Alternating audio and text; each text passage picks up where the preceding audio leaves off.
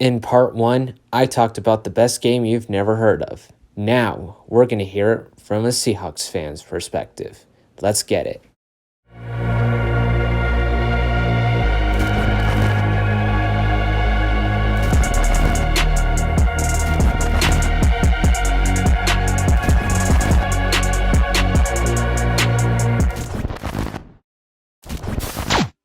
Hi, and welcome to the NFL Fan Forum. And this is a special show we're going to do today.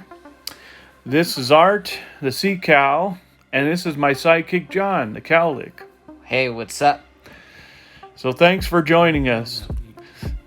Today we're going to be talking about a game maybe no one remembers, but it was actually a very, very, very important game at the time between the Seahawks and the Broncos back in 1999. But first, our play of the day. I just felt like this was the perfect opportunity for me. You know, having Zim, having the resume that he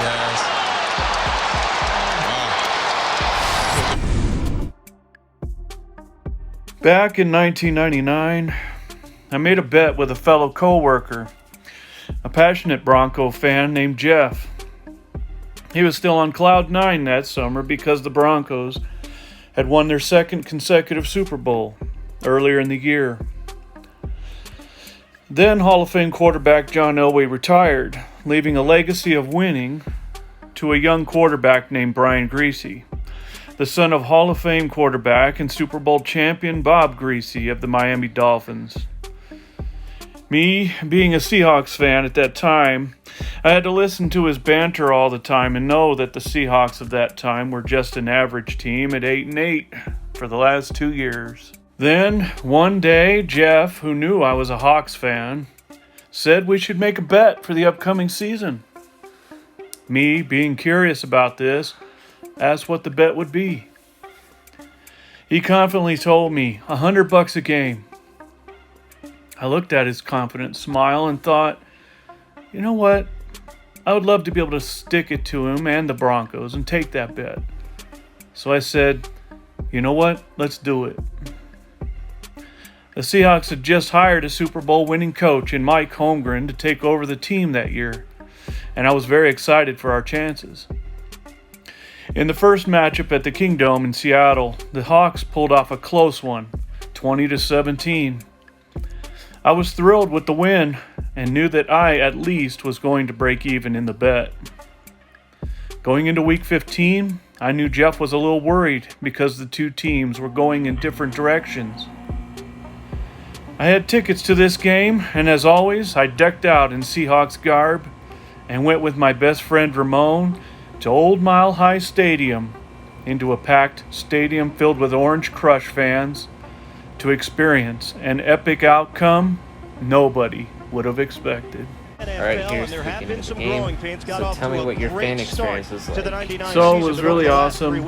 Every time I went to Old Mile High Stadium, living in Colorado at that time, was a great time. I went to most every Seahawks Broncos game when we were still in this division before 2002 in realignment. John Kitna, he was a really good quarterback at that time. Just out of Eastern Washington after a couple of years. He wasn't Mike Holmgren's first pick for his quarterback, but he was having a good year, and he was picking up the West Coast offense pretty well, and Holmgren was very pleased with him thus far this year. We had just got Jolie Galloway back from injury, and he was our key wide receiver. Some of the other guys had picked up the slack, and that was helpful just to keep it going so we could try to make the playoffs. But Sean Dawkins was our main guy. And Ricky Waters was a very good running back. He was the running back that was before Sean Alexander took over in 2000 and 2001. And he came over from the 49ers. So Holmgren was very familiar with Waters' style of running, and he was a very aggressive runner. His only problem was he sometimes fumbled the ball too much. Other than that, he was an outstanding receiver as well as a good runner. He had 8.5 last year at defensive The Denver tackle. defense, even this year, was really good. They still had most of their team from the last 2 Super Bowls on that defense. So guys like Ray Crockett, Bill Romanowski, Traylor, yeah, all these guys, Trevor Price, they were still there. So, and there's no good blood between the 2 teams, so there was lots of pushing and shoving in this game. A lot of pride in this game. So it was really good to be out there. It was super cold. I'll never forget that. It was 10 degrees wind chill, like they said. I could feel it. That's why I was bundled up in all Seahawks garb and had my beanie cap on. And my best friend, he was a 49ers fan at that time, and so he wore some 49ers stuff, even though it wasn't at the game and he wanted to go to. But anyways, it was a super time. Everybody had orange and blue. It was a great time. So we're looking at the very first drive. Do you remember how well your drive went? Sorry by the footage right here. With this drive, we actually got off to a good start in this game. We were trying to do some things, and you could see that there was some openings and some things that were open. But the thing was that it was about just getting over the cold and getting over the jitters. So we had to punt 3 and out first drive, but you could see that there was some openings and some things that were becoming available. So again, a feeling out process. You're on the road, so the defense had to do the first stop. From the 20, trying to circle his way to the outside. He has an alley. So we're obviously watching this, and we get a punt return touchdown. That's exactly right. Wow. So your first drive led to you guys punting, and then we didn't even start our drive. I don't even know who this guy is. I wish I knew, but he took it all the way to the house. Yeah, he Nice sure did. job. That was the point where I realized, you know what? We're in for a long day today. Yeah. When I saw that, I really thought to myself, well, the fans are all going to be all over me the whole game. So, and sure enough, I was getting patted on the shoulder like, hey, welcome to the Mile High Stadium. You know, it's good to see you here, you know. Ready to get beat down, ready to get beat up, and that stuff. You know, it was really funny stuff. And I was just shaking my head like, well, I guess I better deal with it this time. Were they bothering you all game? Oh, absolutely. It was a lot of fun. They were actually really good fans, and I had a good time there. But yeah, there was a lot of ribbing. There was a lot of like, yeah, ready for a long day. You're gonna get beat today. Yep. So yeah, it was a hard start right away. So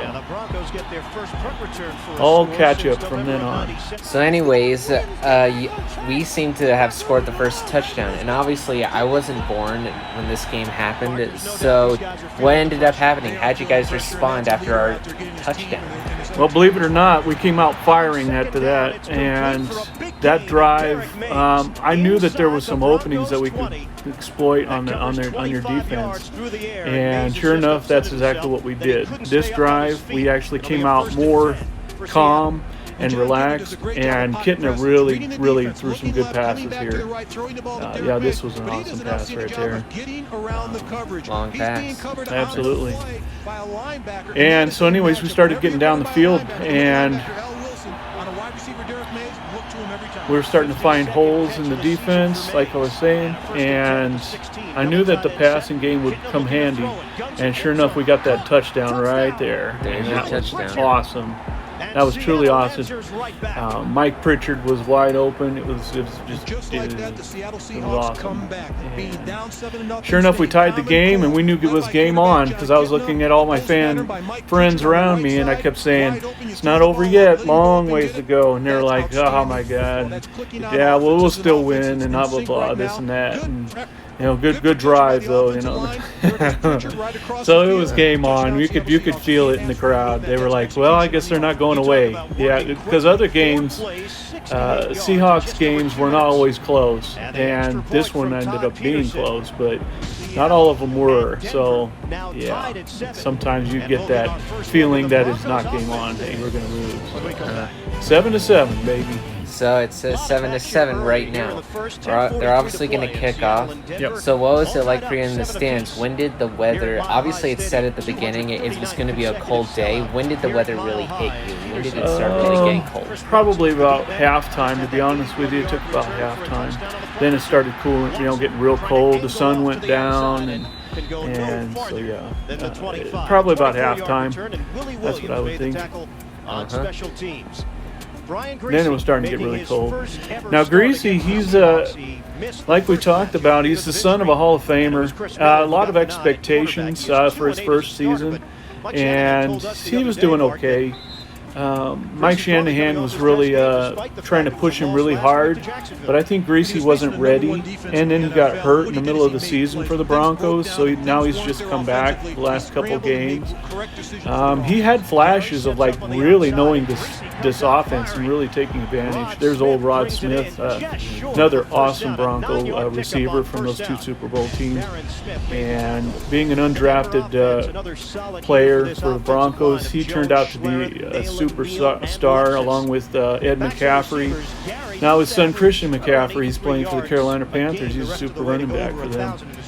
But Ed McCaffrey, he was a very good hands-on receiver. So was Rod Smith, both good hands. Yeah. I know you're a Seahawks fan, but as your experience as a Seahawks fan and us being rivals with you, who was your favorite Bronco at the time? Who did you love facing? Who did I love facing, or who I just love as a team? You could do both if you want. At that time, Rod Smith was probably my guy. Absolutely. As for the defense, we still had some really good players. Cortez Kennedy was there. Chad Brown was a good linebacker. He's got a restaurant here in Denver. Sean Springs was our best corner at that time. So we had some really, really awesome defenders as well. It's just a matter we could never put a full team together. We consistently stayed 8-8 the last 3-4 years. Dennis Erickson couldn't seem to turn the corner for this team. Tom Flores before him. So it just seemed like ever since Chuck Knox left, we were just average teams, except for one year we were like 3-13. It was really bad. But the 90s were not very kind to the Seahawks, that's for sure, until this season, 99. Olandis Gary, this guy was out of nowhere, but it seemed like Shanahan's zone blocking scheme, running game was just so dominant in the 90s and early 2000s. It was just really, really good. No matter what running back you seemed to put into this system, whether it was obviously the great running backs that you guys had. You mean Terrell Davis? Terrell Davis and Mike Anderson was after Olandis Gary. It seemed like these guys just always found the openings, ran hard, and even Howard Griffin, the fullback, he was a good guy to run the ball. But Gary had a monster game this game. We couldn't seem to stop him every time, that's for sure. He's had a lot of holes, a lot of openings. So this was a long game on the ground for the Seahawks defensive line, that's for sure. I know that Sam Adams and Cortez Kennedy, they did stuff the middle pretty good, but it seemed like the good blocking on the outside was too much for the guys on the ends. Plus, Michael Sinclair was hurt this game. That was our sack leader for the team this year. So we were relying on some backups this time. And Denver got the ball back, and they answered right away. They ran the ball with Olandis Gary a lot, and then they just continued to push. Little swing passes here and there, and finally they got a touchdown pass by Brian Greasy to Rod Smith in the corner of the end zone. 14-7 Broncos. After a couple of 3-and-outs, both teams seem to be stalling for a couple drives. The Broncos get the ball back, and they start driving down the field. And this is the second quarter.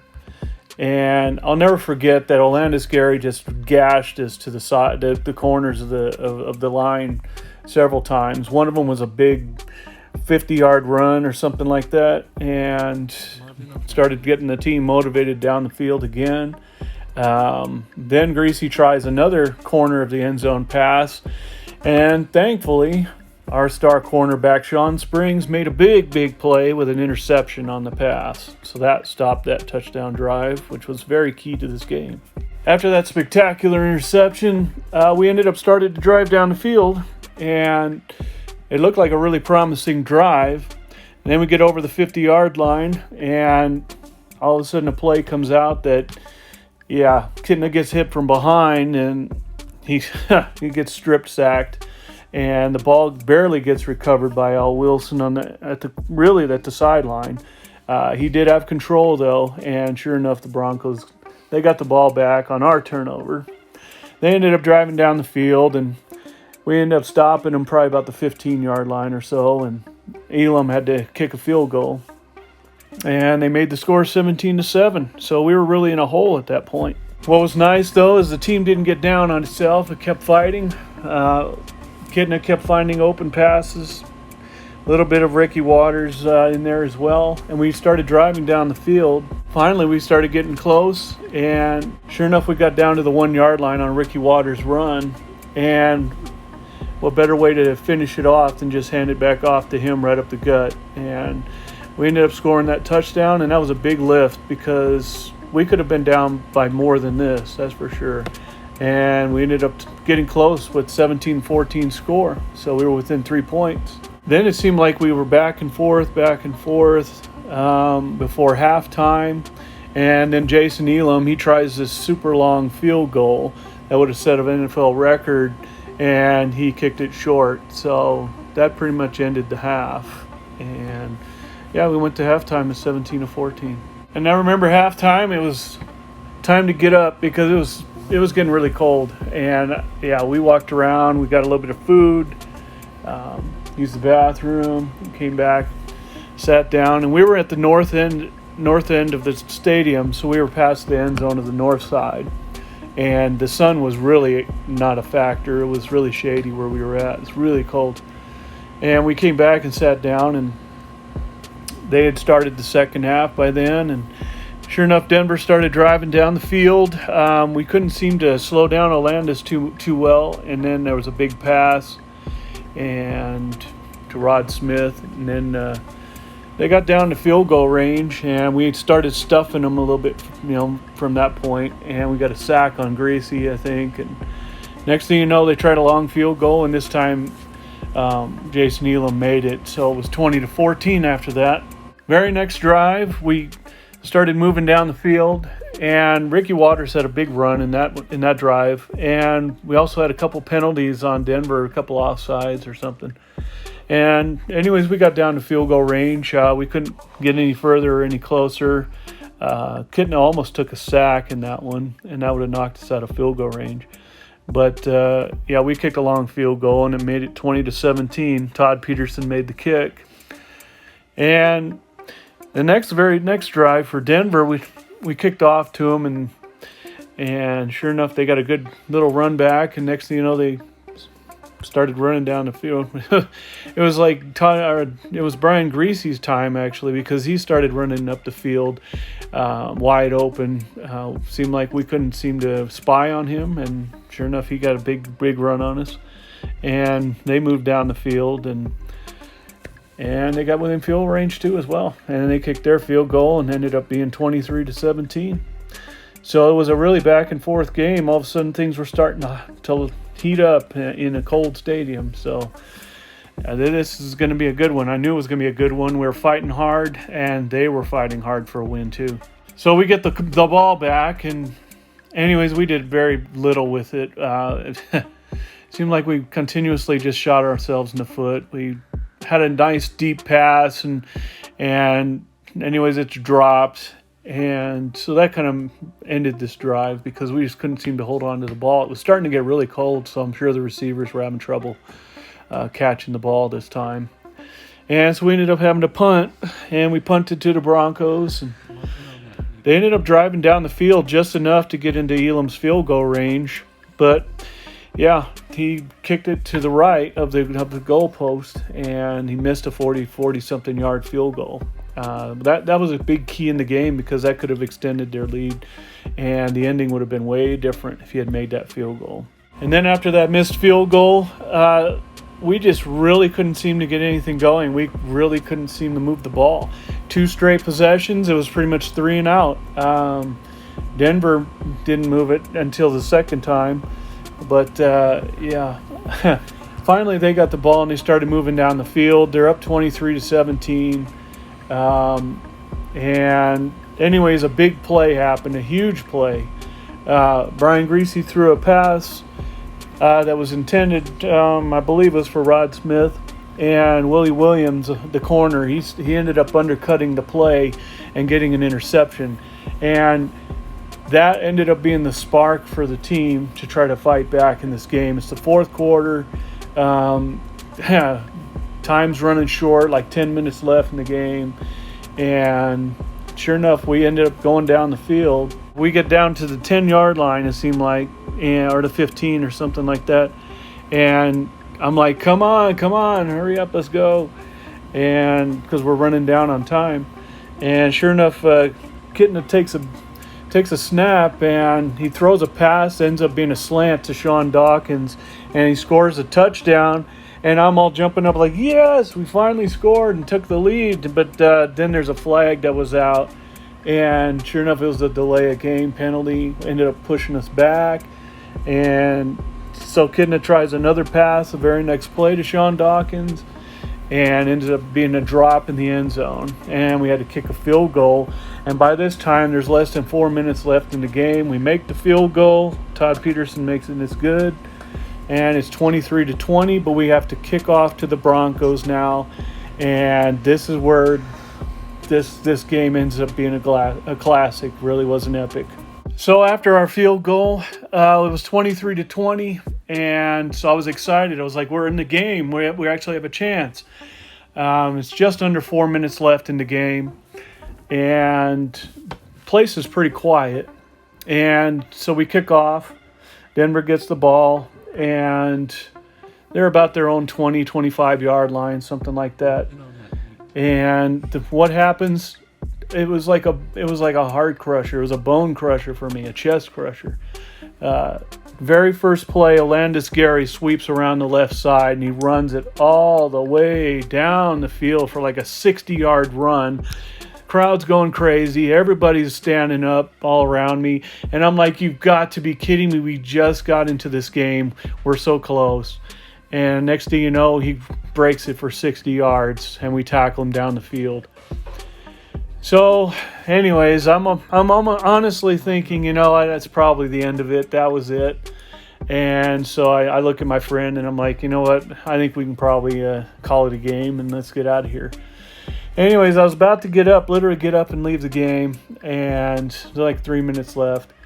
And anyways, my buddy says, you know what? Why don't we just finish it, even if you lose? At least we'll enjoy the rest of the game, and and we won't leave and just say we left because we gave up. And I was like, you know what? You're right. We'll just stick it out. So we did. And so I finished watching that drive, which this ended up being a huge key to this game. Dwayne Carswell catches a pass after the 2-minute warning, and he ends up stretching across the goal line as he's tackled, and they initially call it a touchdown. It looked like a touchdown too, and everybody's cheering and happy and everything like that. They decided to review the play. And while they were reviewing the play, I started thinking about it. We're limited on time, obviously. There's only 1 minute and 50 seconds left or something like that. And I was thinking to myself, you know what? I hope it's a touchdown, because then we'll get the ball back and we'll see what we can do with it. Because if it's not a touchdown, then Shanahan's going to elect to kneel down, and waste the whole clock, and they'll win 23-20, or kick a field goal and win it 26-20, and we'll never touch the ball. So I was hoping it was a touchdown of all things, so that we could get the ball back. And sure enough, they came back with the replay, and they said it was a touchdown, and I was actually inside saying, good. Well, we're going to get the ball back. Let's see what happens. So now we're down 30-20. Yeah, there's 1 minute and 40-something seconds left. And anyways, I'm just hoping that we can do something really fast, do against a defense that's been pretty good against us all day. And so we start moving the ball. Kitna throws a couple passes for about 10 yards apiece. We're wearing down time, which is not good. And then all of a sudden, we're at about the Denver 40, and Kitna drops back, and he throws this laser, seriously, down the field to the middle of the end zone, and there was Derek Mays by himself. And he caught that touchdown pass, and it was like a 40-something yard pass. And with like 50 seconds left, we scored a touchdown and got the extra point. And I'm all excited because now it's just a 3-point game. There's a chance at least for an onside kick. I was excited for that. And I'm glad I didn't miss the play at least, that we're fighting still, you know. And so, anyways, we'll never know what's going to happen. So I was hoping for something good. And let's just remember that this is a classic game. We're going to find out. So the stadium is completely silent, pretty quiet, little murmurings all around. And here we go with the onside kickoff try. And sure enough, he kicks it. And of all people, Kerry Joseph comes up with it right at the 10 yards distance from the kick. And they looked at it and they were like, wow, that was 10 yards. And I was surprised too, because I was thinking, I don't know if that went 10, but if it did, that's awesome. I couldn't believe it. I was jumping up and down. I was acting like a crazy man in front of all these Bronco fans that we had gotten this onside kick. I could not believe we got it. And now game on again.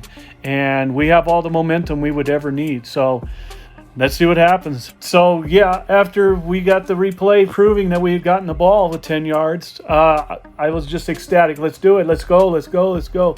And I guess Kidna must have felt the same way, because the very first pass play he tried from like the Denver 45 or something like that, yeah, it almost gets picked off by Ray Crockett. And I'm thinking, what are you doing? What are you doing? And then I realized it was Galloway that was running the route, and he just kept going. And I think Kitna thought he was going to do a go and stop type of run. And anyways, it almost got picked off, and we would have lost the game right there. And so we got lucky. Didn't catch it. It barely was missed. And the very next play, deep pass. And we ended up getting a nice play and a nice catch right down in Denver territory, down in the 30-yard line or something like that. And so I was just super excited. We're finally in field goal range at least, and if we have to, we'll tie the game and go to overtime.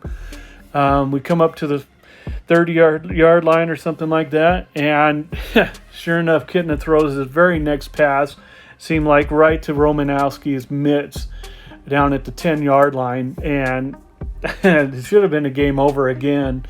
But he dropped it right in his chest, and it dropped right to the ground.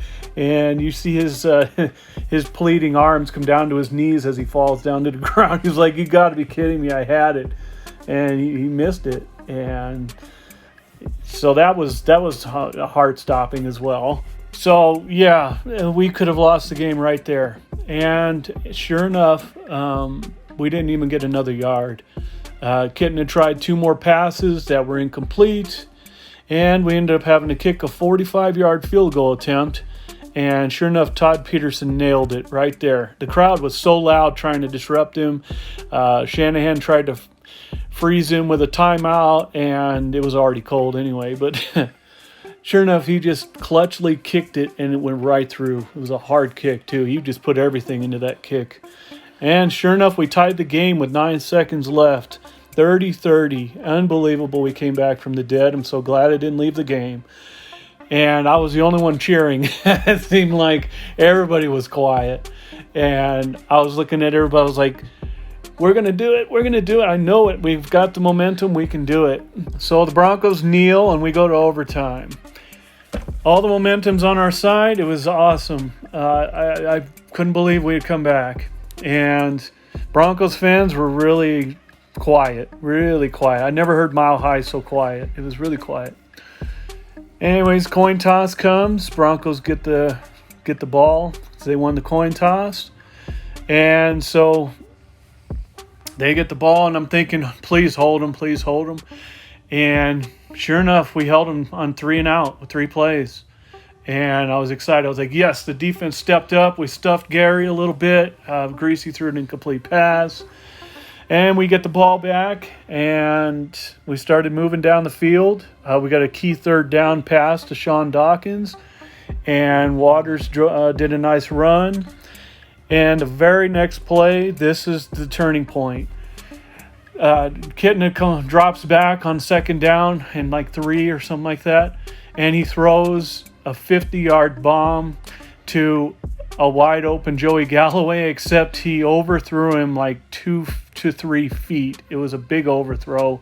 Galloway was wide open, about 2 to 3 step lead on the corner, and it would have been a game-winning touchdown right there on that play. I'll never forget that. I jumped up in the air thinking, get it, catch it. And it sure enough was overthrown. You could see Kitna dropping to his knees and knowing he had missed the opportunity to win the game. And you should have heard the collective whoosh by everybody around me. Like, that was a close one.